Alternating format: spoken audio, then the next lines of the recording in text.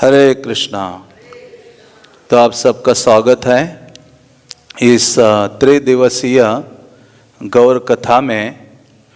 तो आज कल और परसों श्री चैतन्य महाप्रभु का गुणगान या महिमा गान हम करेंगे, क्योंकि बहुत जल्द ही श्री चैतन्य महाप्रभु का प्राकट्य दिवस आने वाला है। श्रील प्रभुपाद कहा करते थे, हमारा प्रचार का कार्य तब मानो सफल महसूस हो सकता है जब हमारे मंदिरों में जन्माष्टमी से अधिक भीड़ गौर पूर्णिमा के दिन हो। चैतन्य महाप्रभु का जो आविर्भाव दिवस मनाने के लिए अधिक से अधिक लोग आ जाएं, क्योंकि कलियुगा में जीवों का उद्धार करने के लिए श्री चैतन्य महाप्रभु का प्राकट्य हुआ है। भारत में अधिकांश लोग चैतन्य महाप्रभु को नहीं जानते हैं, जानते भी हैं तो वो कहते हैं बंगाल में चैतन्य महाप्रभु एक महापुरुष हुए हैं, लेकिन उनको इस रूप में नहीं समझते कि वो साक्षात कौन है, कृष्ण है। तो ये हमारे संप्रदाय के महानतम आचार्यों की मानो विशेष देन है, जिन्होंने चैतन्य महाप्रभु को सब तक पहुंचाया है। और उनमें से भी श्रील प्रभुपाद विशेष आचार्य हैं कि जिन्होंने चैतन्य महाप्रभु की शिक्षा है, आराधना है, वो पूरे विश्व भर पहुंचाए। और प्रभुपाद इस बात पर दृढ़ थे कि वास्तव में यवन म्लेच्छ पतित अधम लोगों का उद्धार केवल चैतन्य महाप्रभु की कृपा से ही संभव है। क्योंकि जब प्रभुपाद ने अमेरिका गए और वहाँ सर्वप्रथम गौर निताय विग्रहों की स्थापना की एक मंदिर में, तो प्रभुपाद प्रवचन देने के लिए बैठे और विग्रहों की ओर ऐसे देख रहे थे। तो देखते हुए प्रभुपाद ने लोचन दास ठाकुर का जो गीत है वो गाना शुरू किया। और प्रभुपाद के शब्द थे, परम करुणा पहु दुई जन निताई गौर चंद्र। कि परम करुणा मतलब इससे अधिक करुणामय कोई नहीं है, और ना हुआ है और मानो ना होगा।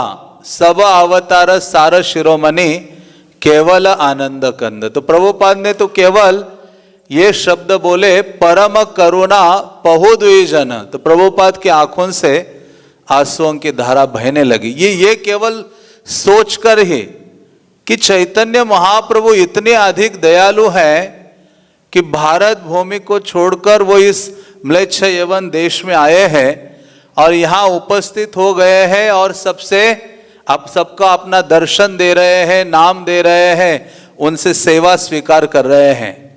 तो कितने दयालु हैं।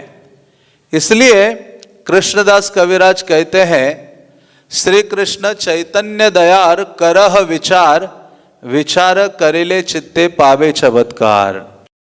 आपको यदि चैतन्य महाप्रभु की दया के बारे में केवल सोचते रहोगे तो आप देखोगे कि कितनी अद्भुत है उनकी जो दया है। तो इसलिए चैतन्य महाप्रभु को जानना बहुत अधिक महत्वपूर्ण है और दूसरों तक पहुंचाना, क्योंकि चैतन्य महाप्रभु की वो शिक्षाएं हैं जो अत्यधिक सरल है, जिन शिक्षाओं के माध्यम से कोई भी व्यक्ति सरलता से कृष्ण की अनन्य शरण स्वीकार कर सकता है। इसलिए चैतन्य महाप्रभु को उद्बोधक अवतार भी माना जाता है। मतलब कृष्ण आए और कृष्ण ने कहा, सर्वधर्मान परित्यज मामेकम शरणम व्रज। मेरी शरण करो, मेरा भक्त बनो, मुझे नमस्कार करो, मेरी पूजा करो, मुझे फल दो, पुष्प दो, पत्र दो, सब कुछ मुझे दो। तो लेकिन लगता है क्या रे, लेकिन चैतन्य महाप्रभु क्या है, वो कृष्ण ही है, लेकिन बहुत सरल हो जाते। वही कृष्ण अत्यधिक सरल हो जाते हैं और सबको कृष्ण की सेवा में नियुक्त कराते हैं, कृष्ण के शरणागत बनाते हैं। इसी कारण से ये बहुत बहुत महत्वपूर्ण है कि इस आंदोलन में भक्तों को चैतन्य महाप्रभु के बारे में जानना चाहिए, चैतन्य महाप्रभु के बारे में चर्चा करनी चाहिए, सुनना चाहिए। क्योंकि चैतन्य महाप्रभु के बारे में जितना अधिक सुनोगे उतना ही आप अपने नजदीक राधा कृष्ण को अनुभव करोगे। भक्ति विनोद ठाकुर कहा करते थे, भागवतम आदि ग्रंथों से पहले व्यक्ति को चैतन्य चरितामृत पढ़ना चाहिए, क्योंकि चैतन्य महाप्रभु की शिक्षा अति उत्तम है। इसलिए श्रील प्रभुपाद ने श्रीमद् भागवतम का अनुवाद करना रोक दिया और कौन से ग्रंथ का अनुवाद करना शुरू किया? चैतन्य चरितामृत को। प्रभुपाद ने कहा, ये चैतन्य चरितामृत मैं आप सबको देना चाहता हूं, और चैतन्य चरितामृत वास्तव में वो अमृत है। तो ऐसे चैतन्य चरितामृत वो अमृतमय चरित्र है श्री चैतन्य महाप्रभु का, इतना विशेष है। एक बार भक्तगण अमेरिका में किसी कॉलेज के आगे स्वीट बांट रहे थे, प्रसादम। तो प्रभुपाद को रिपोर्ट किया, प्रभुपाद आए थे उनके मंदिर में, तो कहा प्रभुपाद हम यूथ प्रीचिंग करते हैं, वहाँ रस गुलाब जामुन आदि हम बांटते हैं, बंगाली स्वीट्स बांटते हैं वहाँ। तो प्रभुपाद कहते आप जानते हो सबसे बेस्ट बंगाली स्वीट कौन सा है? तो भक्त लोग ऐसे आश्चर्यचकित होते और जिज्ञासावक पूछते, प्रभुपाद कौन सा है? प्रभुपाद ने कहा सबसे बेस्ट बंगाली स्वीट है चैतन्य चरितामृत। चैतन्य महाप्रभु का चरित्र इतना मधुरतम है, इतना मधुरतम है कि जिसको सुनने मात्र से पत्थर भी पिघल जाते हैं, हाँ, और लकड़ियां भी पिघल जाती हैं। नरोत्तम दास ठाकुर कहते, हे प्रभु लेकिन मेरा हृदय देखो ये पिघल नहीं रहा है। इसलिए कपटता से रहित होकर केवल श्रवण करते रहेंगे ना महाप्रभु का चरित्र, तो निश्चित रूप से इस व्यक्ति के हृदय इतना विमल हो जाएगा और उसके आंखों से आंसुओं की धारा बहने लगेगी। ऐसे महाप्रभु है। और ऐसे कौन है दूसरे? नित्यानंद प्रभु है। अजानुलंबित भुजो कनकावदातो संकीर्तनैक पितरो कमलायताक्षो विश्वम्बरो द्विजवरो युग धर्म पालो वंदे जगत गुरो। तो इस प्रकार से ये दो महानतम प्रभुज हैं, चैतन्य महाप्रभु और नित्यानंद प्रभु, जो सारे जीवों को प्रेम दान करने के लिए आते हैं। तो इसी कारण से प्रभुपाद कहा करते थे कि मैं भागवतम का अनुवाद रोककर आपको चैतन्य चरितामृत प्रदान करना चाहता हूं, क्योंकि चैतन्य का चरित्र बहुत विमल करने वाला है। और महाप्रभु का चरित्र क्या है? कृष्ण का चरित्र मानो हमसे बहुत दूर है। आसुरों को मार दिया, ये कर दिया, वो कर दिया द्वापर युग में। लेकिन चैतन्य महाप्रभु नित्यानंद प्रभु का चरित्र पढ़ते हैं, सुनते हैं, तो लगता है कि अभी अभी हमारे बीच में ही ये सारी लीलाएं हुई है, अभी अभी नजदीक ही ये सारी महाप्रभु की लीलाएं हुई हैं और हम सरलता से समझ पाते हैं। तो इसलिए भगवान को समझने के लिए कृष्ण जो बहुत टेढ़े हैं, टेढ़े व्यक्ति को समझना बहुत कठिन है, लेकिन वही टेढ़ा व्यक्ति कलियुगा में क्या होता है? सीधा हो जाता है और उनको सरलता से समझा जा सकता है। तो प्रभुपाद ने चैतन्य चरितामृत दिया और प्रभुपाद ने कहा भक्तों को कि आप में और मुझ में एक स्पर्धा शुरू होगी अभी, कि मैं कितना जल्दी अनुवाद करता हूं और आप कितना जल्दी उसको छापते हैं। तो उस समय एक मैराथन हुआ था चैतन्य चरितामृत का प्रिंटिंग का। 17 वॉल्यूम में चैतन्य चरितामृत कितने भागों में आ रहा था? 17 ऐसी किताबें थी। प्रभुपाद ने वो सब अनुवाद किया और भक्तों ने केवल 2 महीने में छाप दिया। आज तक ऐसा नहीं होता है। 2 किताबें छापने के लिए 1 साल लगता है। वहां भक्त लोग केवल 3 या 4 घंटे सोते थे, दिन रात उसको पढ़ते थे, एडिट करते थे, पेंटिंग्स बनाते थे, प्रूफ रीडिंग करते थे। सब कुछ भक्तों ने किया। वो प्रिंटिंग प्रेस ही इस्कॉन के थे। भक्तों ने दिन रात ऐसे किया और 2 महीने में छाप दिया। प्रभुपाद आए या प्रभुपाद के हाथ में वो ग्रंथ आए इतने आनंदित हो गए महाप्रभु चैतन्य का चरित्र देखकर। प्रभुपाद ने कहा, जिन जिन भक्तों ने इसमें योगदान दिया है, चैतन्य चरितामृत को छापने के लिए दिन रात लगाया है, मैं पर्सनली उन लोगों के लिए आऊंगा, उनका हाथ पकड़कर उनको गोलोक वृंदावन ले जाऊंगा। हाँ, तो प्रभुपाद इतना वो थे। तो इतना अद्भुत है महाप्रभु का चरित्र।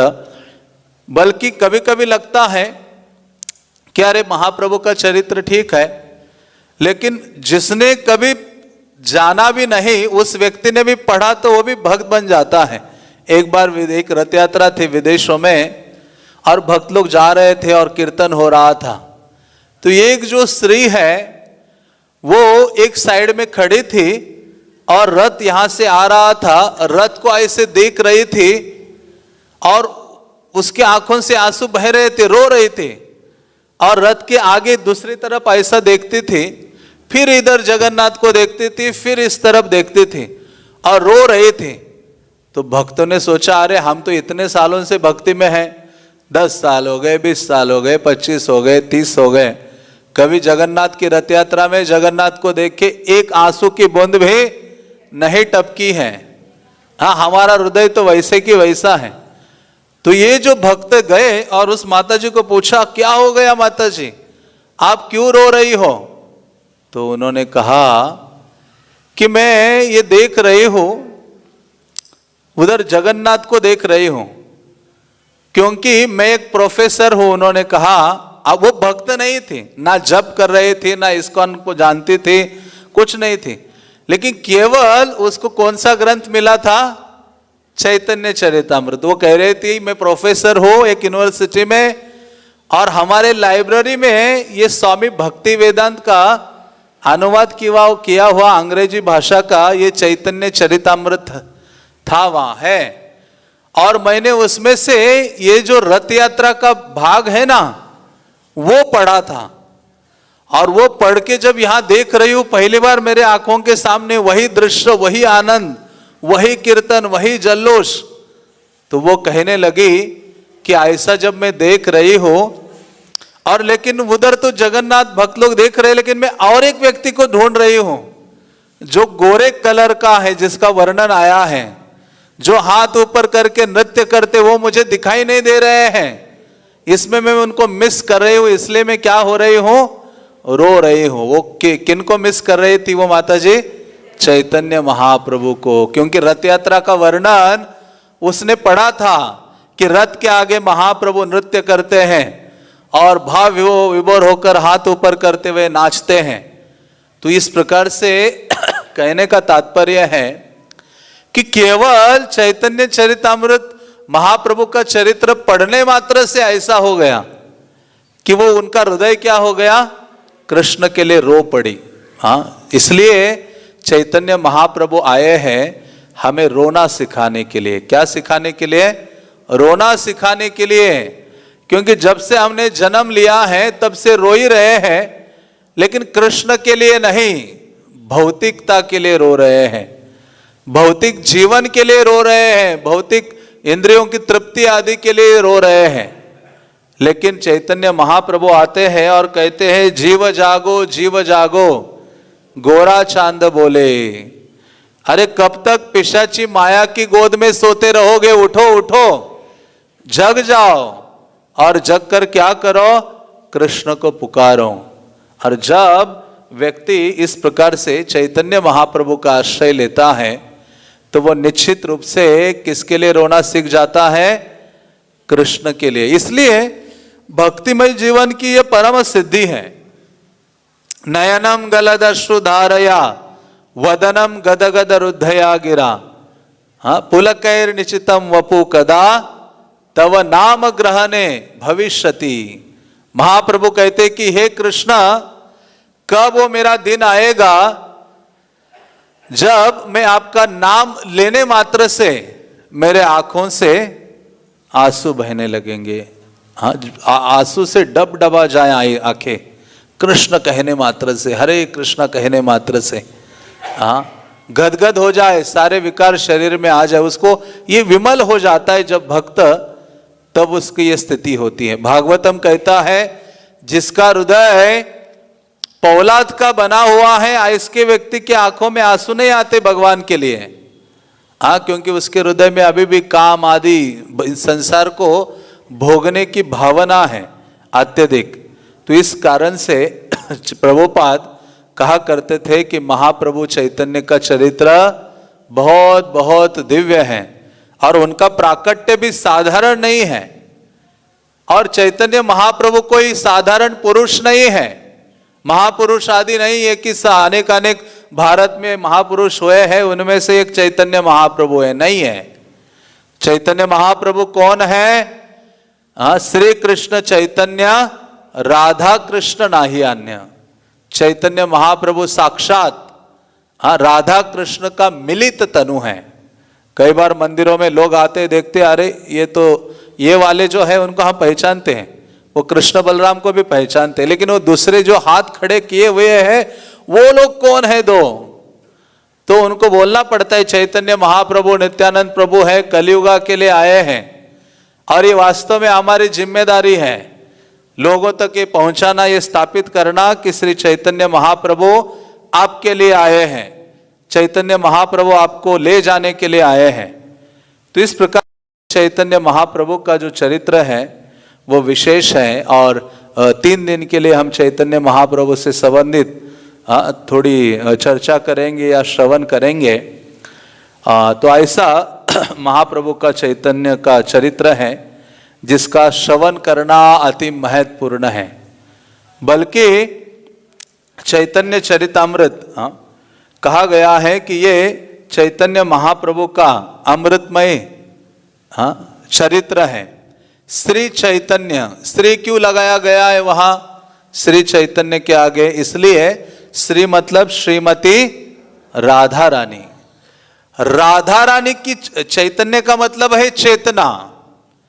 तो राधा रानी की जो चेतना है वो धारण किए हुए हैं कौन? श्री कृष्ण।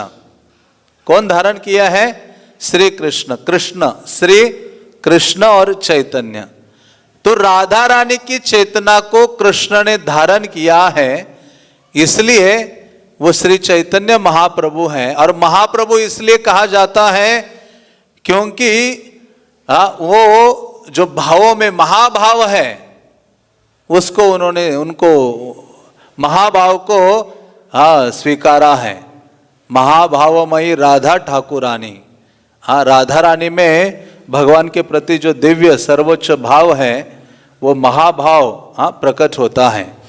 तो गौरांग महाप्रभु की लीलाओं का वर्णन करना साधारण नहीं है। मानो जैसे चांद को कोई बौना व्यक्ति पकड़ने का प्रयास करता है या कोई अंधा व्यक्ति आकाश में तारे गिनने का प्रयास करता है।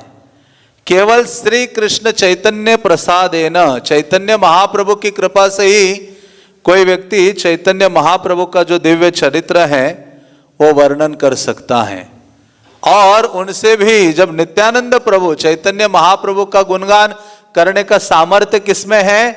नित्यानंद प्रभु है। तो ऐसे नित्यानंद प्रभु की कृपा से ही चैतन्य महाप्रभु का गुणगान किया जा सकता है। क्योंकि चैतन्य जितने भी आप ग्रंथ देखते हैं, चैतन्य भागवत भी देखते हैं, तो वृंदावन दास ठाकुर को आज्ञा करते हैं नित्यानंद प्रभु। नित्यानंद प्रभु के ही शिष्य हैं वृंदावन दास ठाकुर, जिन्होंने चैतन्य भागवत की रचना की थी। तो ऐसे नित्यानंद प्रभु की कृपा से ही उन्होंने महाप्रभु का गुणगान किया। और कृष्णदास कविराज ने जो चैतन्य चरितामृत लिखा है वहां भी हम देखते हैं नित्यानंद की असीम कृपा के कारण ही कृष्णदास कविराज चैतन्य महाप्रभु का जो चरित्र है वो लिखते हैं या प्रस्तुत कर पाते हैं। क्या तो केशव भारती ने जब चैतन्य महाप्रभु ने सन्यास लिया था तो उस समय केशव भारती जो उनके सन्यास गुरु थे उन्होंने उनका नामकरण किया था श्री कृष्ण चैतन्य। क्यों नामकरण किया था? तो कहते हैं जत जगते रत में कृष्ण बोलाइया, कराइला चैतन्य कीर्तन प्रकाशिया। कि जगत में जो जीव है उनके मुखों से आप क्या करोगे? कृष्ण बुलवाओगे। हाँ, क्योंकि उनका पहले नाम निमाई, विश्वंबर, नवदीप चंद्र आदि था। जब सन्यास लिया तो सन्यास दंड दिया उनको चैतन्य महाप्रभु को, तो केशव भारती ने कहा, सोचार्य आपका नाम क्या दे, जैसे सन्यास के बाद नाम दिया जाता है। तो वो सोचने लगे, बल्कि महाप्रभु ने ही उनके कान में ये पहले मंत्र दिया था। और जब नाम केशव भारती ने दिया तो केशव भारती से पहले रुक गए कि क्या नाम दो इनको, क्योंकि ये तो सारे जगत के जीवों की कृष्ण चेतना जगाने वाले हैं। इसलिए उन्होंने क्या नाम दिया, श्री कृष्ण चैतन्य। एते का तोमारा नाम श्री कृष्ण चैतन्य, सर्वलोक तो महायते जाते हैल धन्य। कि आज से तुम्हारा नाम श्री कृष्ण चैतन्य होगा, क्योंकि तुम ये जो जीव है जिनकी चेतना कृष्ण चेतना ढकी हुई है, उस कृष्ण चेतना को हृदय में जागृत करोगे, इसलिए आपका नाम श्री कृष्ण चैतन्य होगा। तो ये चैतन्य महाप्रभु का प्रमुख कार्य है। मानो जीवों के हृदय में जो सुप्त कृष्ण चेतना है उसको चैतन्य महाप्रभु जागृत करते हैं और सारे लोगों का धन्य करते हैं चैतन्य महाप्रभु। तो ऐसे राधा रानी की चेतना धारण करते हुए उनका जो चरित्र है जो बहुत अमृतमय है। तो चैतन्य महाप्रभु के ऊपर कई सारे ग्रंथ है, लेकिन 5 ग्रंथ प्रमुख हैं और उनमें से भी चैतन्य चरितामृत को सर्वोच्च माना जाता है। सबसे पहले मुरारी गुप्त जो चैतन्य महाप्रभु के ही संगी थे, चैतन्य महाप्रभु के संग में कई लीलाएं हुई थी, उन्होंने सर्वप्रथम संस्कृत में ग्रंथ लिखा था चैतन्य चरिता महाकाव्य। उसके पश्चात कवि कर्णपुर, ये महाप्रभु के भी पार्षद थे, शिवानंद सेन के पुत्र थे, उन्होंने भी ग्रंथ लिखा था महाप्रभु के ऊपर चैतन्य चंद्रोदय नाटक। और फिर नित्यानंद प्रभु की आज्ञा से वृंदावन दास ठाकुर ने एक ग्रंथ की रचना की जो बहुत लीलाओं से भरा पड़ा है। इतनी अमृतमय लीलाएं मानो चैतन्य महाप्रभु की लीलाओं का खजाना है चैतन्य भागवत। जैसे श्रीमद् भागवतम है कृष्ण लीला का, उसी प्रकार से चैतन्य भागवत है जो चैतन्य की केवल लीलाओं से भरा हुआ है। और फिर लोचन दास ठाकुर ने ग्रंथ लिखा अपने गुरु नरहरि दास की आज्ञा से चैतन्य मंगल। और उसके पश्चात वो वृंदावन के वैष्णवों के हृदय में महाप्रभु की लीलाओं को सुनने की लालसा जागृत हो गई। वो लालसा को पूर्ण करने के लिए कृष्णदास कविराज ने ग्रंथ लिखा, कौन सा, चैतन्य चरितामृत की रचना की। तो इस प्रकार से चैतन्य महाप्रभु के ऊपर ये सारे असीम ग्रंथ हैं। चैतन्य भागवत पूर्ण लीलामय ग्रंथ है, लेकिन चैतन्य चरितामृत क्या है, उसमें बहुत सिद्धांत आदि भी हैं। तो जो चैतन्य महाप्रभु जिस चीज को देने के लिए आए हैं उस चीज को पूर्ण रूपेण चैतन्य चरितामृत में प्रस्तुत किया है। और ऐसा जो चैतन्य चरितामृत है श्रील प्रभुपाद ने हमें प्रदान किया है और हमें निश्चित रूप से अपना समय निकालकर चैतन्य महाप्रभु का ये चैतन्य चरितामृत है उसको पढ़ने का प्रयास करना चाहिए। तो चैतन्य चरितामृत में कहा गया है कौन व्यक्ति चैतन्य महाप्रभु की लीलाओं का गान कर सकता है, तो वो कहते हैं श्री कृष्ण चैतन्य लीला अद्भुत अनंत, ब्रह्मा शिव शेष जार नाही पाय अंत। तो चैतन्य महाप्रभु की लीला ऐसे नहीं कि बहुत थोड़ी है, कहते अनंत चैतन्य लीला, चैतन्य महाप्रभु की लीला अनंत है। अनंत शेष भी अपने मुखों से महाप्रभु का गुणगान करता रहता है तो भी उसको पूरा नहीं कर पाता है। महाप्रभु की और लीलाएं बढ़ती हैं, अनंत शेष और गाते रहते हैं। कहते ब्रह्मा शिव आदि शेष भी उसका अंत नहीं पा सकते। गंभीर चैतन्य लीला के बुझते पारे, चैतन्य की लीला बहुत गंभीर है, उसको कौन समझ सकता है, लेकिन एक व्यक्ति समझ सकता है। कौन व्यक्ति समझ सकता है महाप्रभु की लीलाओं को, तो वो कहते हैं निगूढ़ चैतन्य लीला बुझिते कार शक्ति, सही बुझे गौर चंद्रे जार दृढ़ भक्ति। तो महाप्रभु की जो लीलाएं हैं अत्यधिक निगूढ़ है, बहुत ही गूढ़ है, लेकिन जिस व्यक्ति की भक्तिमय भावना चैतन्य महाप्रभु के प्रति दृढ़ है, वो व्यक्ति चैतन्य महाप्रभु के दिव्य लीलाओं को समझ सकता है। और एक व्यक्ति समझ सकता है, कौन? कृष्ण लीला गौर लीला से करे वर्णन, गौरपाद पद्मजार हय प्राणधन। वही व्यक्ति उसका वर्णन कर सकता है, समझ सकता है, जिस व्यक्ति ने चैतन्य महाप्रभु को अपना प्राण धन माना है, प्राण धन के रूप में स्वीकारा है। तो इसलिए कलियुगा के ये अवतार है चैतन्य महाप्रभु। जितना अधिक महाप्रभु के बारे में जानेंगे उतना ही अधिक राधा कृष्ण से प्रेम बढ़ेगा, ये निश्चित है। इसलिए भक्ति सिद्धांत सरस्वती कहा करते थे, अत्यधिक महाप्रभु के बारे में जानो, महाप्रभु के बारे में सुनो। कोई भी एक नया भक्त भक्ति सिद्धांत सरस्वती महाराज के समय में आ जाता था उनके मठ में, तो वो क्या करते थे, उसको चैतन्य भागवत देते थे कि ये पहला बुक है, पढ़ो। जैसे हम छोटी किताबें देते हैं तो वो कहते थे ये पढ़ो, चैतन्य भागवत पढ़ो, महाप्रभु की लीलाओं का ग्रंथ है। तो कहते हैं जिस व्यक्ति ने अपने प्राणधन चैतन्य महाप्रभु को माना है और जिस व्यक्ति की भक्ति चैतन्य महाप्रभु के प्रति अत्यधिक दृढ़ है, वही व्यक्ति मानो चैतन्य महाप्रभु को समझ सकता है और वही व्यक्ति भक्ति रस का सार समझ सकता है। गौरांगेर दुटी पद जार धन संपद से जाने भक्ति रस सार। भगवत भक्ति का जो सार है वो महाप्रभु ने प्रस्तुत किया है और वो सार वही व्यक्ति जान सकता है जो व्यक्ति चैतन्य महाप्रभु के चरणों को पकड़ा हुआ है। गौरांगेर दुटी पद जार धन संपद, जिसने महाप्रभु के चरणों को पकड़ के रखा है, अपना धन बना लिया है। तो कहने का तात्पर्य है चैतन्य महाप्रभु के प्रति दृढ़ अनुराग या चैतन्य महाप्रभु को अपना प्राण धन माना।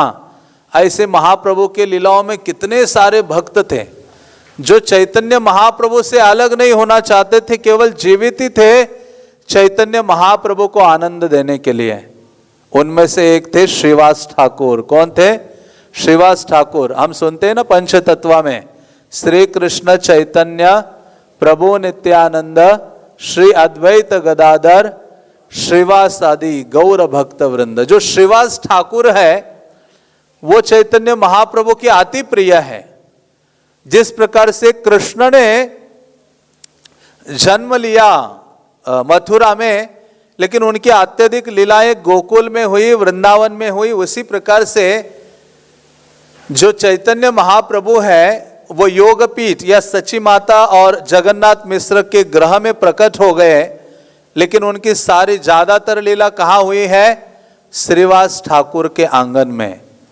हाँ, तो ये श्रीवास ठाकुर का आंगन, जो श्रीवास ठाकुर महान भक्त थे महाप्रभु के, उनका आंगन रास क्रीड़ा से अभिन्न है, रास स्थली से।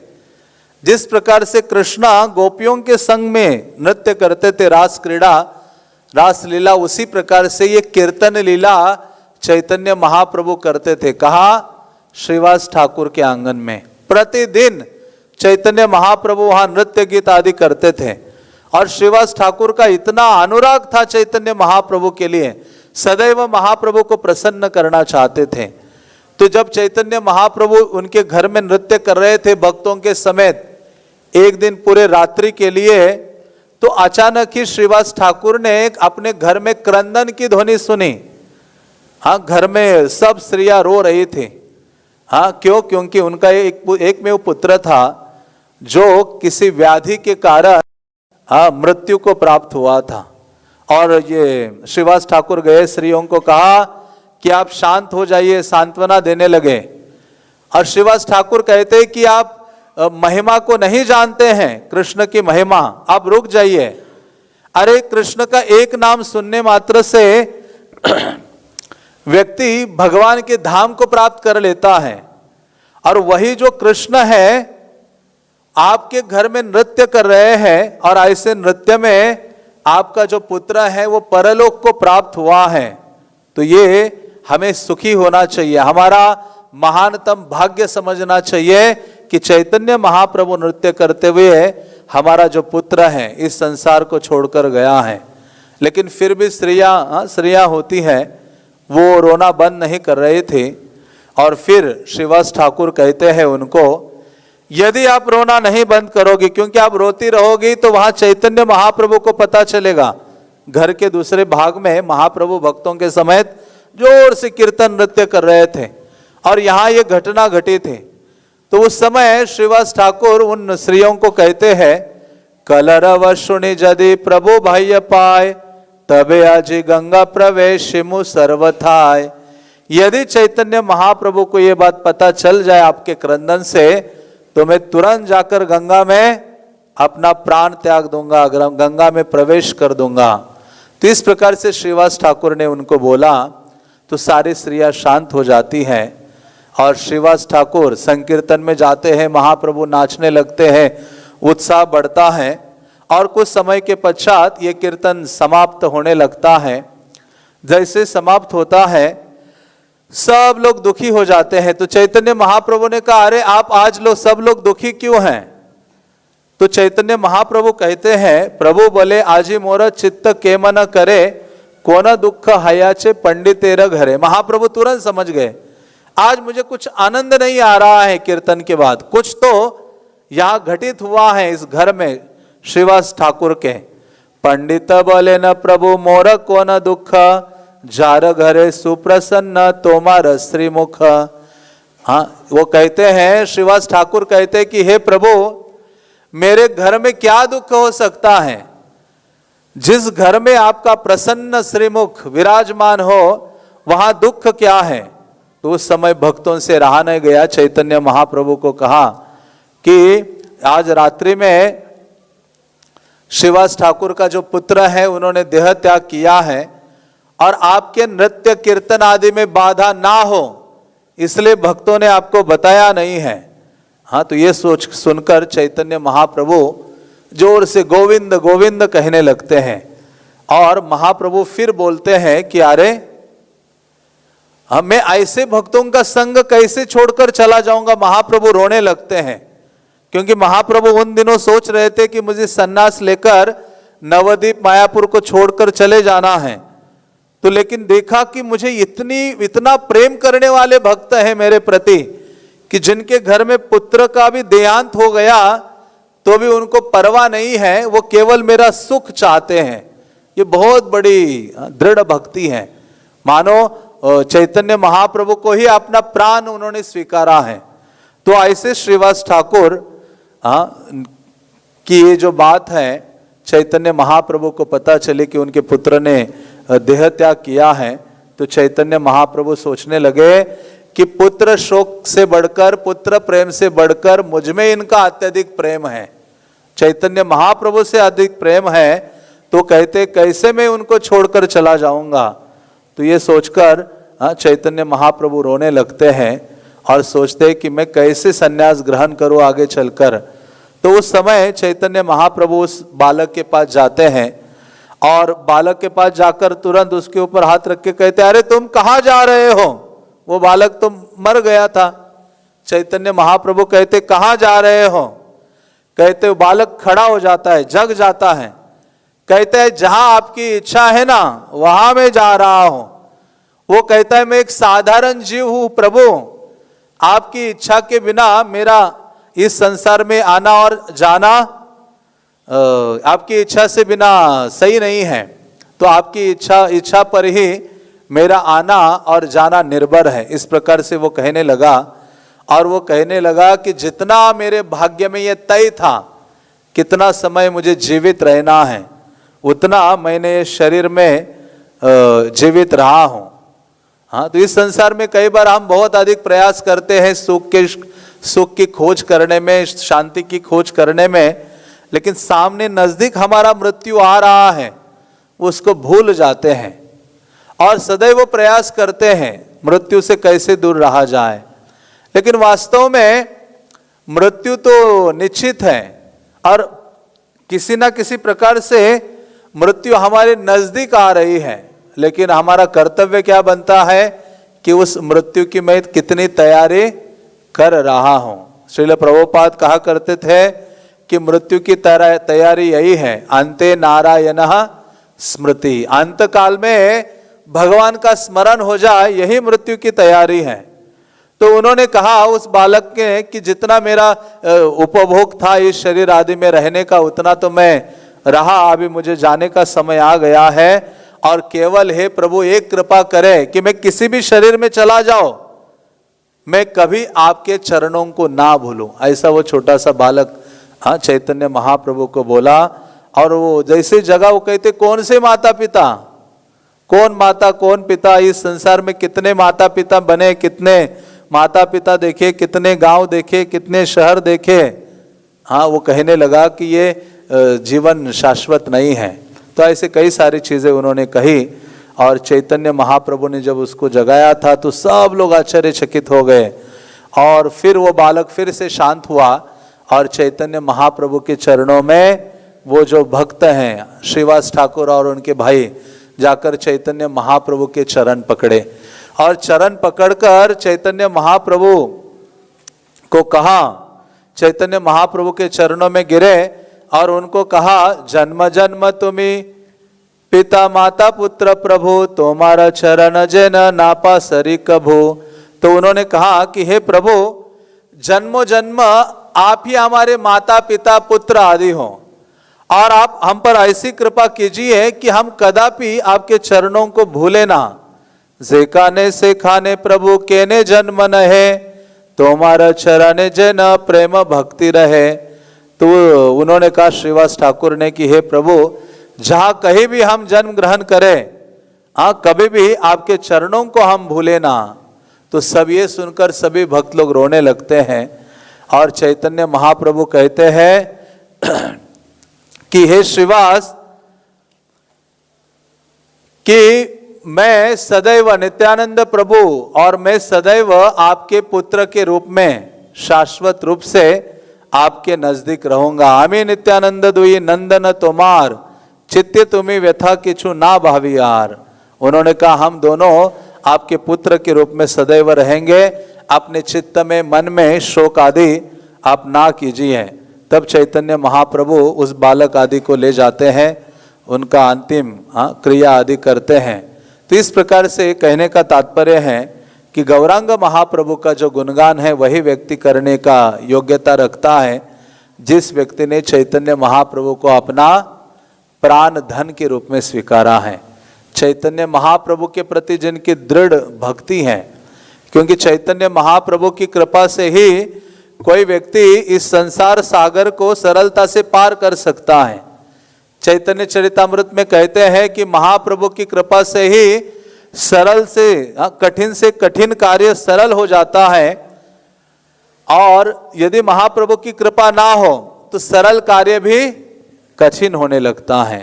तो इसलिए प्रयास तो यही होना चाहिए कि किस प्रकार से श्री चैतन्य महाप्रभु की जो कृपा है हम प्राप्त करें। तो ऐसे श्रीवास ठाकुर के जीवन से देखते हैं कि चैतन्य महाप्रभु के अलावा किसी अन्य के चरण या शरण को वो स्वीकार्य नहीं, और महाप्रभु के प्रति उनकी जो दृढ़ भक्ति है वो उनकी बहुत गंभीरता से थी।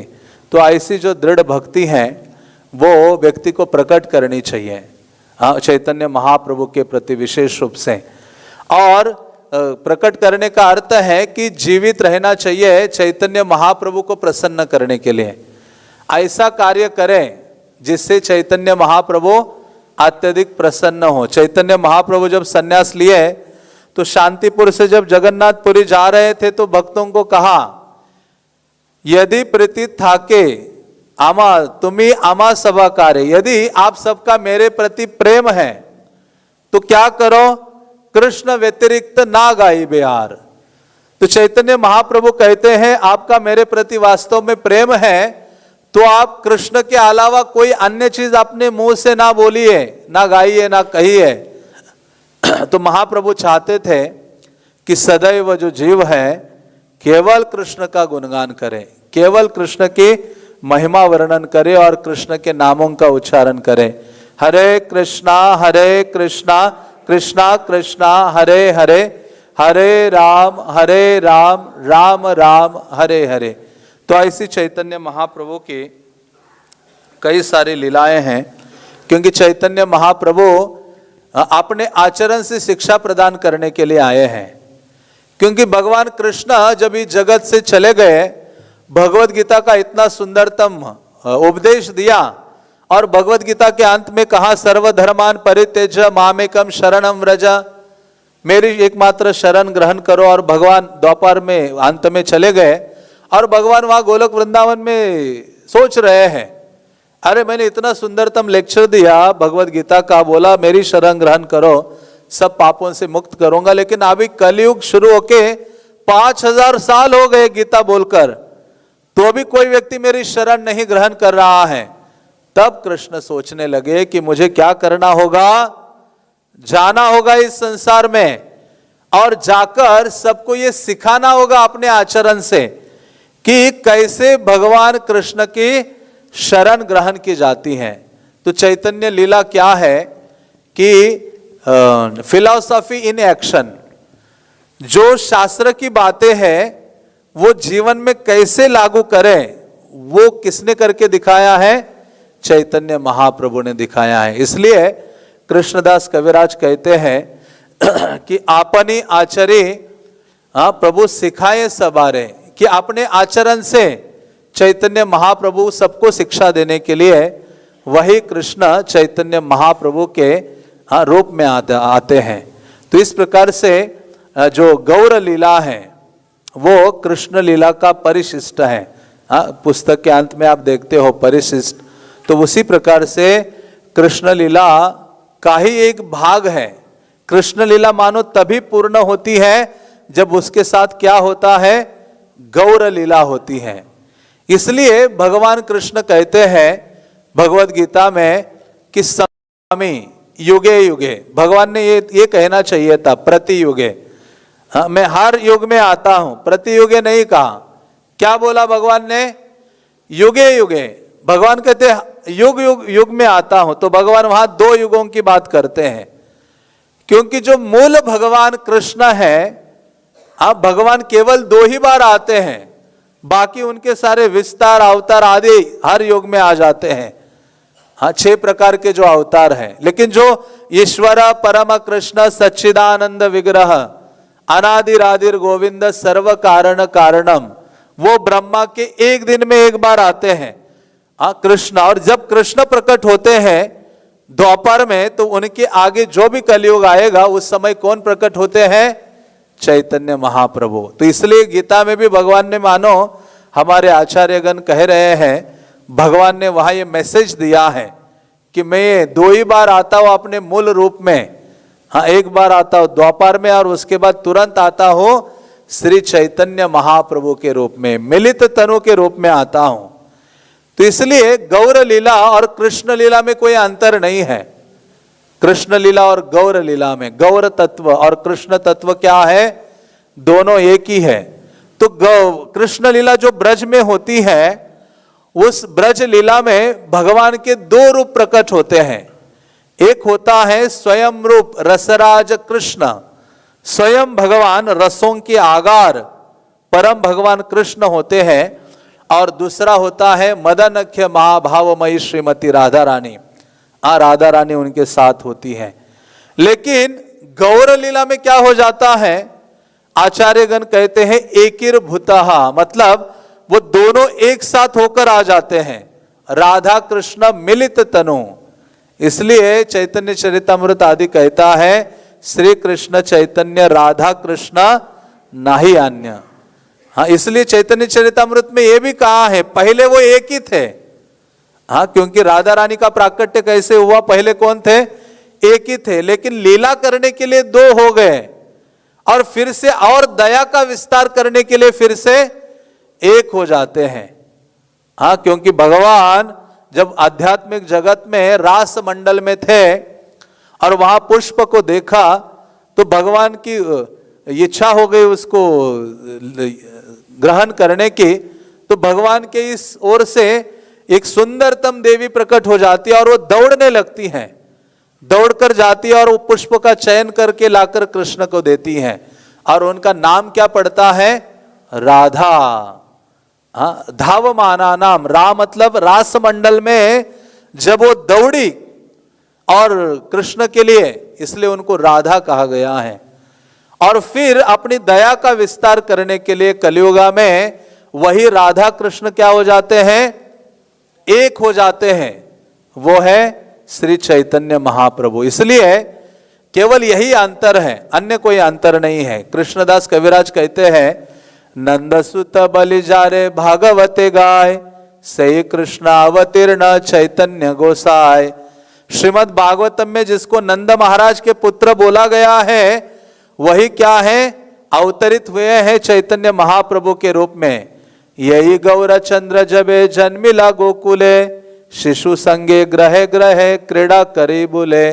कहते यही गौर चंद्र जब गोकुल में जन्म लिया था द्वापर में, उन्होंने क्या किया था, घर घर में अपनी लीलाओं को प्रस्तुत किया था। इसी कारण से चैतन्य चरितामृत के शुरुआत में कृष्णदास कविराज कहते हैं, राधा कृष्ण प्रणय विकृतिर आह्लादिनी शक्ति रस्मात, एकात्मानवपि भुविपुरा देह भेदम गतो। तो एकात्मना, एक आत्मा हो गए थे दोनों। चैतन्याख्यम प्रकट मधुनाम तद्वयम चैक्यमाप्तम, राधा भाव द्वितीय सवलितम नवमी कृष्ण स्वरूपम। तो ऐसे कृष्ण राधा रानी के भाव और अंग कांति को धारण करते हैं, और अंग कांति और इन दोनों को धारण करके क्या होते हैं, ये जगत में प्रकट हो जाते हैं। तो कई सारे कारण चैतन्य चरितामृत में दिया है। हाँ, प्रमुख रूप से चैतन्य महाप्रभु के जो प्रकट के कारण है वो दो है। एक क्या है, जगत संबंधी, और दूसरा है निज संबंधी। मतलब इस संसार से संबंध के कई कुछ कारण है महाप्रभु प्रकट हुए, और कुछ कारण है क्यों प्रकट हुए जो उनके स्वयं से संबंधित हैं। तो चैतन्य मंगल में बहुत सुंदरतम वर्णन आता है चैतन्य महाप्रभु के प्राकट्य के बारे में, कि क्यों, क्या ऐसी घटना हुई थी जिसके कारण कृष्ण को चैतन्य महाप्रभु के रूप में आने के लिए वो तत्पर हो गए। क्यों कृष्ण चैतन्य महाप्रभु के रूप में प्रकट हो गए। तो चैतन्य मंगल में लोचनदास ठाकुर ने वो लीला का वर्णन किया है, आपने सुना होगा। क्योंकि वहां चैतन्य मंगल में दो आचार्यों का संवाद है, एक है मुरारी गुप्त और दूसरे हैं दामोदर पंडित। तो जो मुरारी गुप्त है वो दामोदर पंडित पूछते हैं उनको, वो कहते हैं, केने श्याम वर्ण तेजी हैल गौर तनु, केने वा कीर्तने लुटे गाये लय रेनु।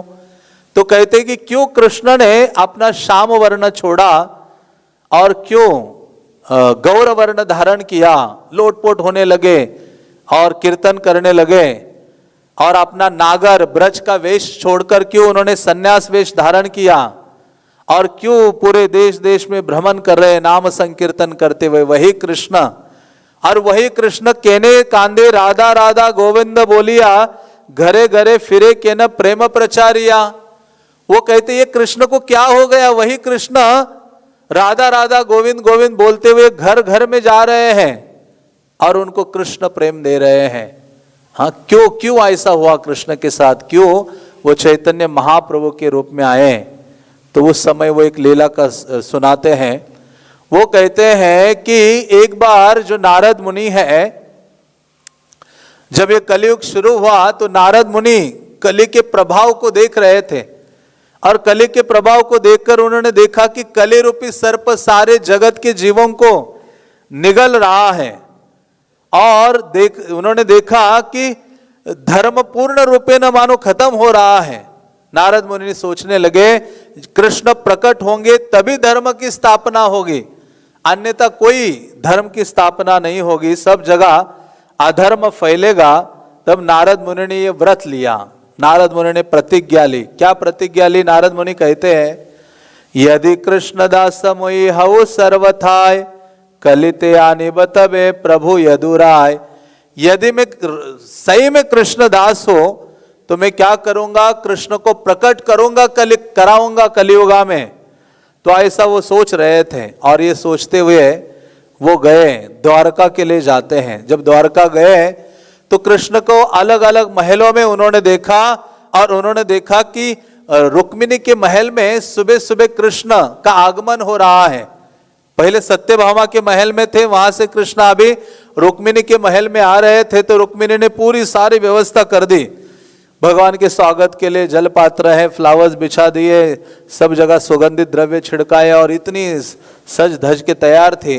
और जैसे कृष्ण आए और कृष्ण आते हैं, कृष्ण को एक सुंदरतम आसन पर रुक्मिणी देवी बिठाती है और उनके चरण को लेती है अपने हाथ में। जैसे ही रुक्मिणी माता कृष्ण के चरण कमलों को अपने हाथ में लेती है और प्रक्षालन करने के लिए तैयार होती है, तो चरणों को देखकर उनका रोदन, उनकी आंखों से आंसू रोके नहीं जाते, इतने आंसू बहने लगते मानो अभी वो प्रक्षालन करने वाली थी जल से, लेकिन कृष्ण के जो चरण है उनके आंखों से ही उनका अभिषेक हो रहा था और गदगद हो रही थी, क्रंदन कर रही थी। तो और बारंबार कृष्ण के चरणों को लेकर अपने वक्षस्थल में लगा रही थी रुक्मिणी देवी। और ये देखकर कृष्ण ऐसे बैठे थे ना, रुक्मिणी को देखकर आश्चर्यचकित हो गए। रुक्मिणी, क्या हो गया तुम्हें? मेरे चरणों में क्या है चीज? चरणों को बारंबार देख रही हो, वक्षस्थल में लगा रही हो, रो रही हो, क्या हो गया तुम्हें? हाँ, तो ये जब बोल रहे थे तो रुक्मिणी देवी कहती है कि हे कृष्ण, आपके जो चरण है ना, वो प्राण से भी अत्यधिक प्रिय है हमें। हमें नहीं, जो भी भक्त है उन सबको आपके चरण क्या है? सर्वाधिक प्रिय है। हाँ, इसलिए तो चरणों के लिए सब लोग संसार छोड़ देते हैं, है ना। बड़े बड़े भोग आदि को, धन आदि को त्याग कर कृष्ण के चरणों की सेवा के लिए दौड़ते हैं। भरत महाराज का वर्णन भागवतम में आता है, वहां शुकदेव गोस्वामी कहते हैं कि उन्होंने अपना संसार मलवत त्याग दिया। जैसे मल को त्यागता है व्यक्ति सुबह, तो सोचता नहीं कि अरे बहुत बड़ी चीज मैंने त्याग के आया हूं। तो सारे संसार के उपभोग ऐश्वर्य आदि को मलवत त्याग देता है व्यक्ति। हाँ, किसके लिए? कृष्ण के चरणों की सेवा करने के लिए। तो ये चरणों में क्या ऐसी चीज है? हाँ, तो वो कहने लगे, रुक्मिणी देवी कहती है कि आपके जो चरण कमल है, जिसकी सेवा करने के लिए ब्रह्मा जी शिव जी भी अत्यधिक लालायित रहते हैं, और ये जो चरण है, हाँ, ये बहुत बहुत मूल्यवान है। हाँ, आप ये नहीं जान सकते, आप उन व्यक्ति का हृदय नहीं जान सकते जो आपके चरणों से प्रेम रखते हैं।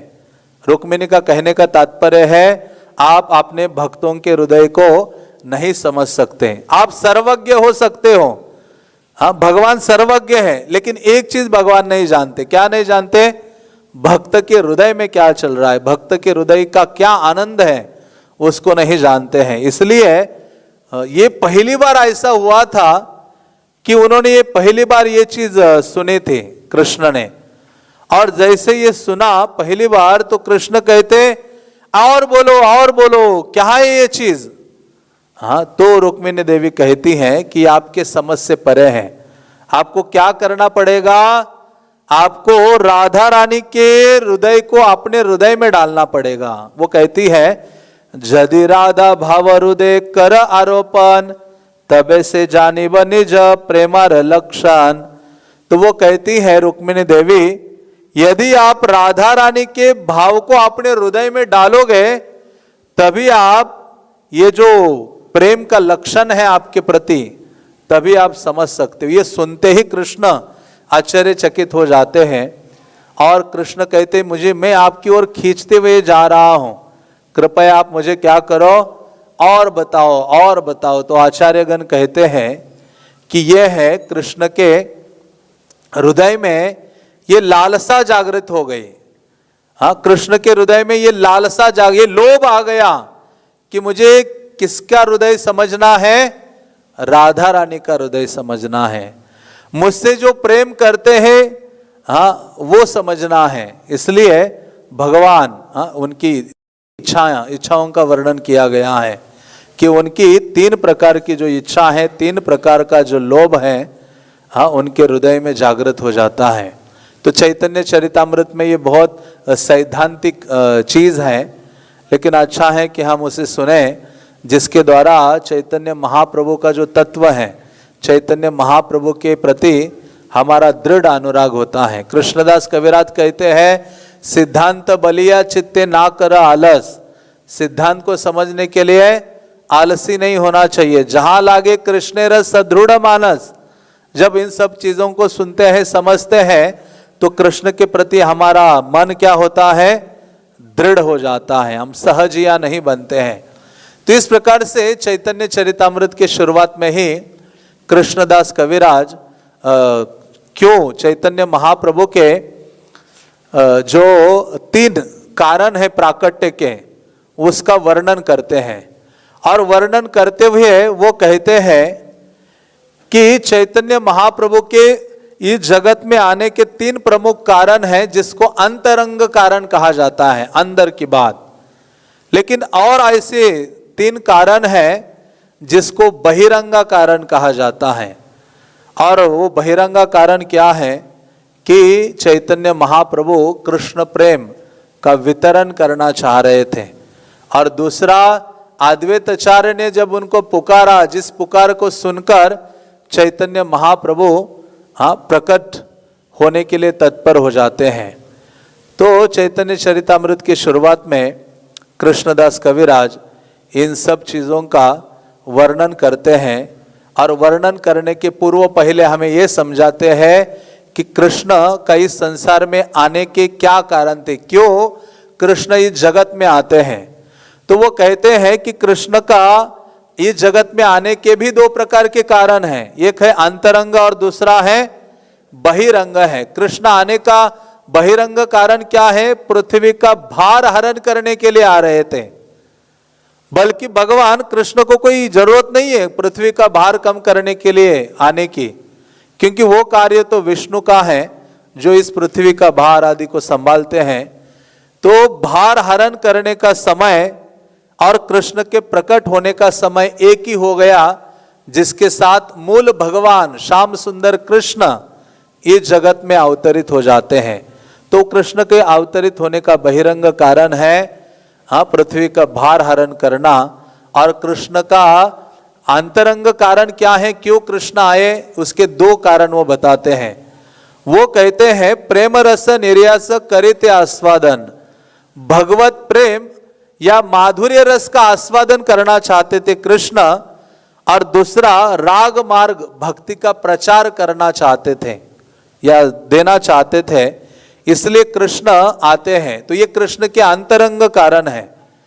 क्यों राग मार्ग? राग मार्ग का अर्थ है कि स्वाभाविक कृष्ण के प्रति प्रेम और सेवा की भावना। क्योंकि 2 प्रकार की भावनाएं हैं, एक है राग मार्ग और दूसरा है ऐश्वर्य भाव। तो कहते हैं कि ऐश्वर्य भावना से कृष्ण संतुष्ट नहीं होते हैं। जैसे जितना भी प्रेम है, चाहे ध्रुव है, प्रहलाद है, शुकदेव गोस्वामी है, वसुदेव है, देवकी आदि है, इन सब का प्रेम क्या है, ऐश्वर्य भावना से है। ऐश्वर्य भावना का अर्थ है वो ये भी प्रेम भी करते, लेकिन जानते ये कौन है, भगवान है। और जिसके कारण वो जो प्रेम है वो दुर्बल हो जाता है। जैसे कृष्ण प्रकट हो गए और देवकी माता उनकी स्तुतियां करने लगी, तो माता का जो स्वाभाविक प्रेम है उसमें रुकावट आ जाती है। लेकिन यशोदा माता का ऐसा नहीं है, इतना अधिक प्रेम है, उनको ये भानी नहीं है कि कृष्ण परम भगवान है। वो तो लाठी लेकर उनको मारने के लिए दौड़ती है। जिनकी स्तुतियां सारा संसार करता है, पूजन करता है, ब्रज में उनको गाली गलौज किया जाता है और डंडा लेकर उनके पीछे लग जाते हैं। तो ऐसा जो वो शुद्ध प्रेम है, वो प्रेम मानो उसकी कोई तुलना नहीं है। तो इसलिए कहते हैं, हमारे ईश्वर माने आपना के माने हीन, तार प्रेमे वर्षा आमी ना हया अधीन। जो मुझे भगवान मानते हैं और आपने को बहुत नीचा मानते हैं, उनके प्रेम के वश में मैं नहीं हूं। केवल भगवान कहते शुद्ध प्रेम के वश में मैं होता हूं। और शुद्ध प्रेम क्या है, मोर पुत्र मोर सखा मोर प्राणपति, यही भावी जयी मोरे करे शुद्ध भक्ति। जो मुझे अपना पुत्र मानता है, सखा प्राणपति, हाँ, उस भावना से जो शुद्ध भक्ति करता है, अपना के बड़ा माने हमारे समहीन, सही भावे हया हमें तहारा अधीन। स्वयं को बड़ा मानता और मुझे छोटा मानता है, ये भगवत प्रेम की बहुत उन्नत स्थिति है, हाँ, वृंदावन भावना के। तो इस प्रकार से कृष्ण कहते हैं उस भावना के मैं अधीन होता हूं। कृष्ण कहते ऐसा वात्सल्य, सख्य, माधुर्य आदि कि मैं बंधन में होता हूं। हाँ, माता मुझे पुत्र भावना से बांध देती है, आती ही न ज्ञाने करे लालन पालन। वो कहती है इसको कुछ समझ में नहीं आता है, वो मुझे खिलाती है, पिलाती है, नहलाती है, सजाती है, कपड़े पहनाती है। हाँ, वो प्रेम चाहते हैं कृष्ण। इसको कहते हैं शुद्ध, हाँ, वात्सल्य जो प्रेम है। तो इस प्रकार से भगवान ये चाहते थे कि निर्मल जो शुद्ध प्रेम है, ब्रज की जो भावना का प्रेम है, उस भावना से मेरी आराधना करे। और उस प्रेम को मानो देने के लिए श्री चैतन्य महाप्रभु आते हैं। और उस प्रेम को कोई साधारण नहीं है, इसलिए कृष्णदास कविराज कहते हैं अनर्पित चरिम चिराद करुणयावतीर्ण कलो, कि आज तक किसी अवतार ने यह अर्पित नहीं किया था ऐसा कृष्ण प्रेम जो देने के लिए आ गए चैतन्य महाप्रभु।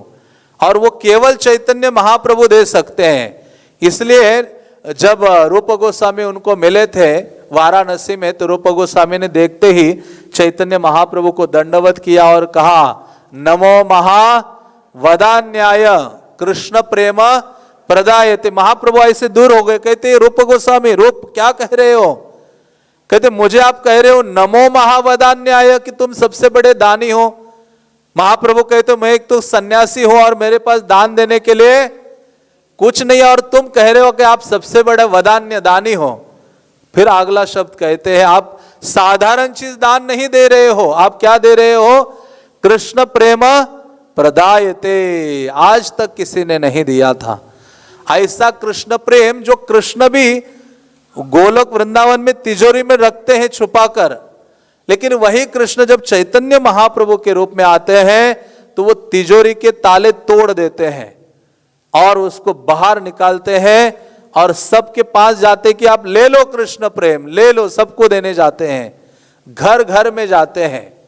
हाँ, तो इस प्रकार से ऐसा चीज जो आज तक किसी ने नहीं दी थी, अनर्पित चरिम चिरात करुणयावतीर्ण कलो समर्पयुतुम उज्ज्वल उन्नत रसहा सो भक्ति श्रियाम, कि ऐसी स्वयं की जो भक्ति की भावना है वो चैतन्य महाप्रभु देने के लिए आते हैं और वो सबको देते हैं। हाँ, अपने आचरण से सबको सिखाते हुए ये जो भक्ति की भावना है वो देते हैं। भक्त का भाव धारण करते हुए राधा कृष्ण है लेकिन एक बन जाते हैं और एक बनकर क्या करते हैं, ये जो कृष्ण की जो भावना है वो प्रदान करते हैं। इसलिए कृष्णदास कविराज कहते हैं कि भगवान कृष्ण की ये तीन इच्छा अधूरी रह गई। द्वापर युग में ये इच्छाएं अधूरी रह गई। वात्सल्य आवेश कैल कौमार सफल, वात्सल्यता से कौमार अवस्था को उन्होंने सफल किया। पौगंड में जब भगवान थे तो सखाओं के संग क्रीड़ा की और राधा रानी के संग रास आदि विलास किया जब किशोर, हाँ, उनकी आयु हुई थी। लेकिन फिर भी तथापि न हैल तीन वांछित पुराण, फिर भी कृष्ण की तीन इच्छाएं पूर्ण नहीं हुई थी। उन तीन इच्छाओं की पूर्ति करने के लिए कृष्ण कलियुगा में श्री चैतन्य महाप्रभु के रूप में आते हैं। और वो तीन इच्छाएं क्या है? पहली इच्छा है श्री राधाय प्रणय महिमा की दृशो, कि राधा रानी का प्रेम क्या है, राधा रानी के प्रेम की महानता क्या है, राधा रानी के प्रेम की गंभीरता गहराई क्या है, कितना गहन है, वो समझना चाहते थे। पहली चीज राधा रानी की प्रेम की गहराई, राधा रानी के प्रेम की महानता, या राधा रानी का प्रेम क्या वस्तु है, उसको कृष्ण समझना चाहते थे। और दूसरा है मदीय अद्भुत मधुरिमा की दृश्यो, कि मेरा रूप माधुर्य क्या है, कि जब ये राधा रानी मेरे सौंदर्य को देखती है और वो इतनी आकर्षित हो जाती है तो मेरा माधुर्य क्या है, सारा जगत मेरे माधुर्यमिता के पीछे पागल क्यों है, इसको भी वो जानना चाहते थे। और तीसरी चीज क्या है, सौख्यम चाश्च मधुन भवात की दृश्य हो, कि राधा रानी मेरा सौंदर्य को देखकर क्या आनंद अनुभव करती है, क्या आस्वादन करती है, वही मैं भी आस्वादन करना चाहता हूं। ये चीज मानो कृष्ण अनुभव करना चाहते थे। कहने का तात्पर्य है कि भक्त को गोविंद गोविंद कहकर पुकार करके जो सुख मिलता है, वो सुख कौन अनुभव करना चाहते थे, कृष्ण अनुभव करना चाहते थे। जैसे एक चीनी है और चीनी एक जगह है, चीनी का ढेर है और एक चींटी बार बार आती है, खाती है, जाती है, आती है, तो ये चीनी सोचेगी मुझ में क्या इतनी चीज है, ये चींटी बार बार आती है और इतना आनंदित होकर जाती है। हाँ, तो किसको पूछे, वो चींटी को ही पूछे कि उसमें कितनी मिठास है।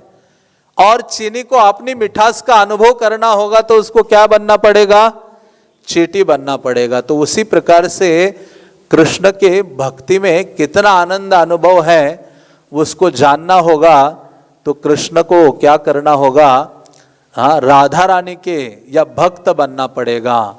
हाँ, भक्त की भावना को धारण करना पड़ेगा। इसलिए कृष्णदास कविराज कहते हैं तद भावाड्य समझनु सचि गर्भ सिंधु हरिंदु। उस भावना को समझने के लिए जो चैतन्य महाप्रभु है या कृष्ण है, सची माता के गर्भ से अवतरित होते हैं, जिस प्रकार से समुद्र से चंद्रमा प्रकट होता है। तो कहने का तात्पर्य है कि कृष्ण राधा रानी का जो प्रेम है उसका आस्वादन करना चाहते हैं। तो भक्त का प्रेम तो क्या है, एक छोटा बिंदु की तरह है, लेकिन राधा रानी का प्रेम क्या है, एक सिंधु की तरह, एक समुद्र की तरह है। तो भगवान तो भक्त बनना चाहते थे, लेकिन छोटा मोटा भक्त नहीं। कौन सा भक्त, राधा रानी के लेवल का भक्त बनना चाहते थे।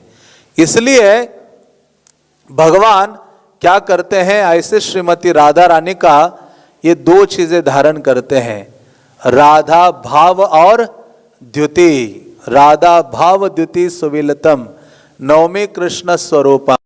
राधा रानी की भावना को भी धारण करते हैं, भाव को, और दूसरा है राधा रानी का अंग कांति। इसलिए जो काला चांद, कृष्ण को क्या बोला जाता है, काला चांद। प्रभुपाद ने अमेरिका में एक मंदिर में जो विग्रह की स्थापना की, उनको नाम दे दिया है श्री श्री राधा काला चांद जी। हाँ, तो ऐसे जो काला चांद है, जब राधा रानी के हृदय को धारण करते, अपना हृदय निकालते और राधा रानी का हृदय डालते हैं, अपनी अंग कांति हटाते हैं और राधा रानी की अंग कांति धारण करते हैं, तो काला चांद क्या बन जाते हैं, गोरा चांद हो जाते हैं। तो इस प्रकार से चैतन्य महाप्रभु इस भावना को धारण करते हैं और चैतन्य महाप्रभु स्वीकार करते हैं राधा रानी का जो भाव है, राधा रानी का जो मूड है, क्योंकि भगवान के जो भक्त हैं वो अत्यधिक आनंद की अनुभूति करते हैं। क्योंकि राधा रानी का प्रेम ये बहुत गहन है, जिसको समझने के लिए कृष्ण बारंबार सोचते हैं। कृष्ण कहते हैं कि मैं सारे रसों का मूल कारण हूँ, मैं पूर्णानंदमय हूँ। हाँ, परम आध्यात्मिक सत्य के रूप में मुझे स्वीकारा जाता है, लेकिन राधा रानी का जो प्रेम है वो भी मुझे ऐसे उन्मत्त करता है। हाँ, मैं राधा रानी के प्रेम की शक्ति को नहीं जानता हूँ। राधा रानी का प्रेम जो है वो गुरु है और मैं क्या हूँ, उसका शिष्य हूँ। राधा रानी का प्रेम मुझे नचाता है। हाँ, क्योंकि राधा रानी जब मुझसे प्रीति करती है, सेवा करती है, तो मुझसे अधिक अपेक्षा, करोड़ा गुण अधिक अपेक्षा वो प्रेम का आस्वादन करती हैं। तो इस प्रकार से कई चीजें, हाँ, कृष्ण इस प्रकार से सोचते हैं और वो सोचते हैं कि मुझे राधा रानी का स्थान स्वीकार करना है। कब मैं राधा रानी का स्थान ग्रहण करूं, हाँ, ये इच्छा उनके हृदय में बढ़ी। और दूसरी जो इच्छा थी, स्व माधुर्य, अपना सौंदर्य। इतने अधिक कृष्ण सुंदरतम है, मधुर है, इतने मिठास है कि कृष्ण सोचते हैं कि मेरी मधुरता, सुंदरता क्या है वो भी मैं जानना चाहता हूं, जिसको देखकर राधा रानी आनंदित होती हैं। कृष्ण कितने सुंदर है, कृष्ण भी अपने सुंदरता से स्वयं की ओर आकृष्ट हो जाते हैं। एक बार द्वारका में कृष्ण बाहर निकले और खंबे के नजदीक से जा रहे थे तो देखा ऐसे अचानक, तो जैसे देखा वो खुद ही दिखाई दिए उस खंबे में, और वहां देखकर कृष्ण ऐसे जोर से चिल्लाए, क्या चमत्कारिक पुरुषः, अरे मैंने कौन से चमत्कारिक पुरुष को देखा सामने, ये इतना सुंदर कौन है। बाद में कृष्ण को पता चला ये सामने खंबे में दिख रहा है वो कौन है, मैं खुद ही हूं। तो इस प्रकार से कई सारा वर्णन है। तो ये भी लालसा कृष्ण के हृदय में थी। कृष्ण कहते हैं मैं इतना सुंदर हूं, कृष्ण आदि नर नारी करे चंचल। कृष्णदास कविराज कहते हैं कृष्ण की सुंदरता इतनी है कि कृष्ण भी चंचल हो जाते अपने सौंदर्य को देखकर।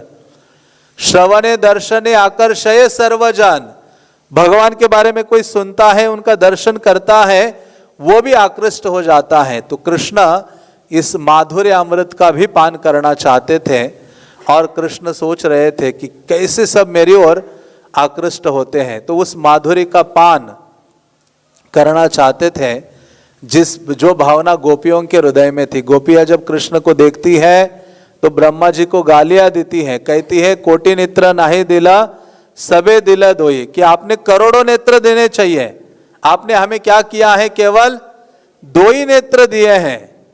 ताहाते निमिष कृष्ण की देखी वो मोही, उनमें भी ये पलके दी है जो बंद होती है, और ये पलके बंद होती है तो वो कृष्ण को देखने में बाधा है।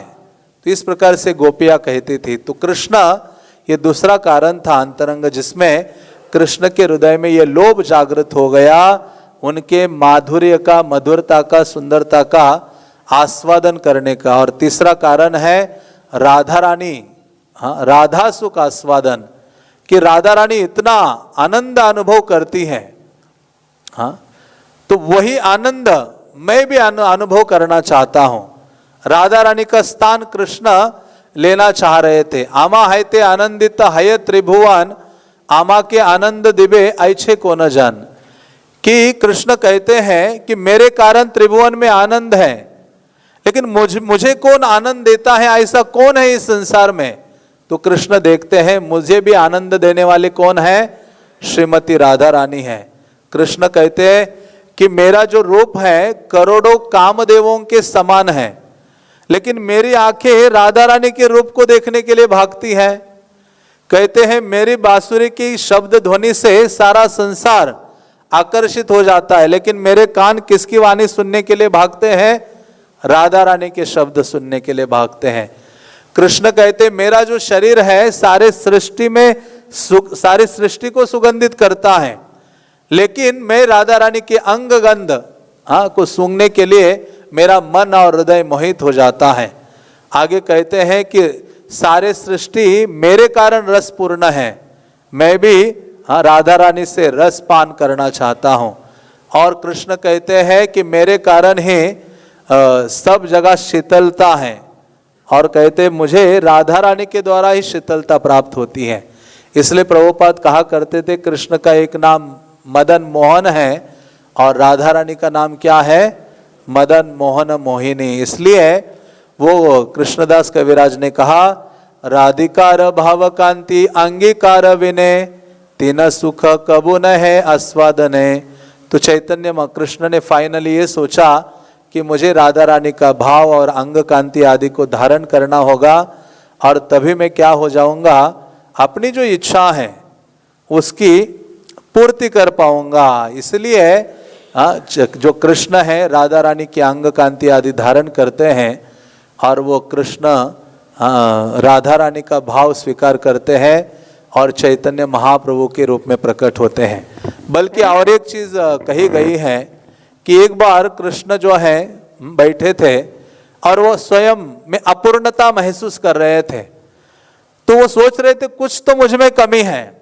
तो उन्होंने सारे वेदों को, उपनिषदों को, सबको बुलाया, सारे खड़े हो गए पुराण आदि, और उन सबको कहा कि आप बताओ मुझ में क्या कमी है। अभी वेद उपनिषद पुराण आदि की हिम्मत है कि कृष्ण को बोलेंगे कि आप में ये कमी है, वो कमी है।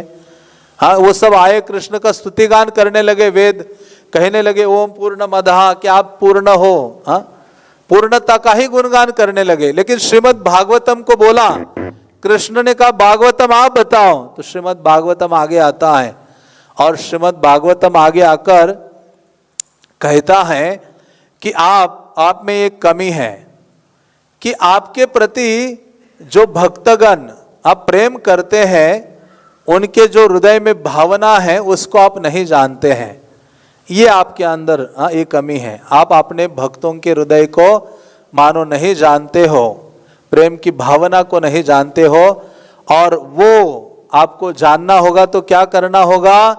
आपको आपके भक्तों के चरण धूलि से अभिषेक करना होगा, भागवतम ने कहा।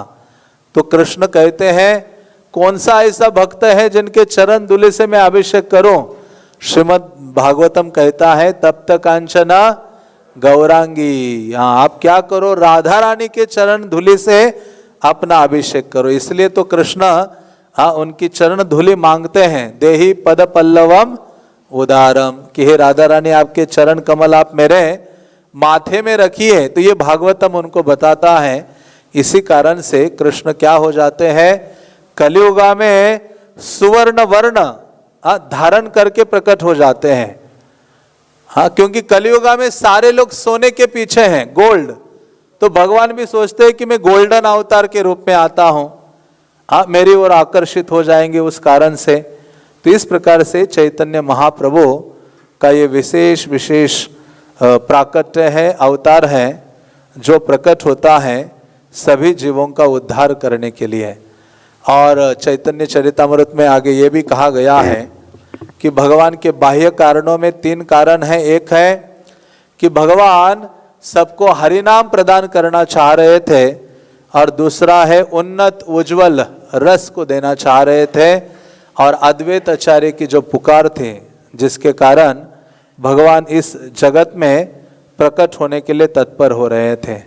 तो ऐसे चैतन्य महाप्रभु के प्राकट्य के कई सारे कारण शास्त्रों में वर्णित किए गए हैं, और कहा गया है कि चैतन्य महाप्रभु ये परम कृपामय है।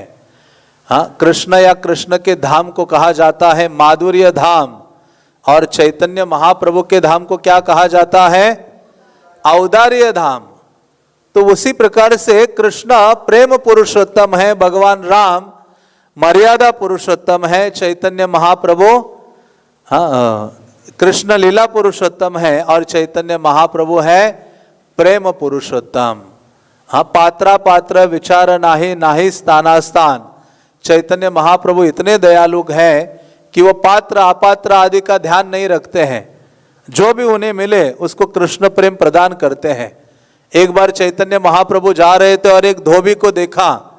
महाप्रभु हरि बोल करते हुए कीर्तन करते हुए जा रहे थे। उस धोबी को कहा, अरे धोबी तुम भी हरि बोल करो, कृष्ण नाम लो। धोबी कहता है मैं ये हरि बोल करते रहूंगा, कृष्ण नाम लूंगा तो कपड़े कौन धोएगा? चैतन्य महाप्रभु कहते मैं तुम्हें और तुम्हारे कपड़ों को भी धोऊंगा, लेकिन तुम क्या करो? हरे कृष्णा कृष्णा कृष्णा हरे हरे, हरे राम राम राम हरे हरे। तो चैतन्य महाप्रभु आए हैं हमारे गंदे कपड़ों को धोने के लिए भी और हमें भी धोने के लिए, अंदर से भी और बाहर से, दोनों ओर से चैतन्य महाप्रभु धुलाई करने के लिए आए हैं। तो इस प्रकार से चैतन्य महाप्रभु ने जब उस धोबी को कहा, धोबी तुरंत तत्पर हो गया और कृष्ण कृष्ण कहने लगा, और महाप्रभु चले भी गए तो भी उसका नाम रुक नहीं रहा था। मतलब चैतन्य महाप्रभु की कृपा इतनी अधिक है, इतनी पावरफुल है कि जब उसका पुत्र और आ जाता है और वो अपने पिता से वहां मिलता है तो उसका स्पर्श करने मात्र से वो भी कीर्तन करने लगता है।